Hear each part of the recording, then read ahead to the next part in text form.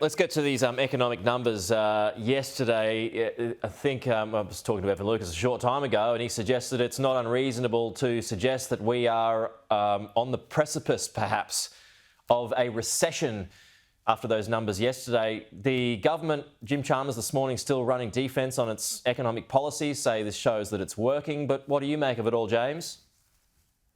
Wow. If this is working, I'd hate to see what failure looks like, because this is an absolutely miserable set of economic numbers. We have the economy slowing, we have inflation rising, we have households going backwards, 5 quarters in a row of per capita recession. And if you get many more numbers like this in a row, then we're going to start having to have a conversation again, as we did in the 1970s, about stagflation, which is when you have rising unemployment and inflation. And history shows us that the only way to defeat stagflation is with punishing interest rate increases, which leads to a serious recession and a serious increase in unemployment. That's how bad things are out there. And unfortunately, everything the Albanese government has done, particularly in its last budget, exacerbates that. Because Jim Chalmers has lost all fiscal discipline. He's let go of the purse strings, and that increases pressure on inflation, and therefore pressure on the Reserve Bank to increase interest rates to bring it under control. And households are really struggling. So, with that said, with the extra money folks are going to have in their pocket come July 1, is that going to help things?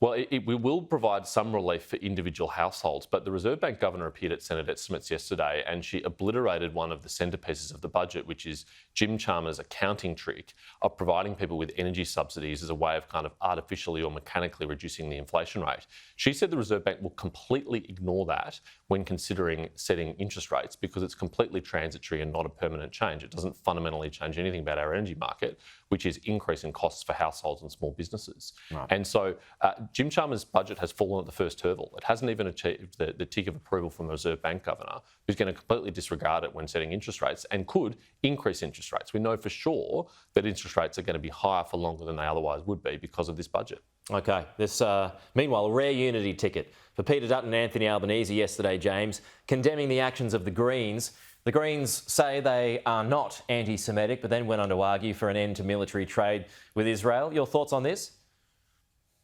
Well, the Greens are a political party which tolerates and harbours anti-Semitism. That's very clear following the scandal involving Jenny Leong, the New South Wales Greens MP, last year, and her horrific anti-Semitic comments. It's a party which claims to be anti-racist, but racism against Jewish people is tolerated in the Greens. And I think it's very welcome that the major parties stood up and condemned the Greens, although, frankly, I think it's 8 months too late. The Greens have been engaged in totally unprincipled and dangerous escalation of rhetoric around the conflict in Gaza here in Australia. It is straining community tension and social cohesion.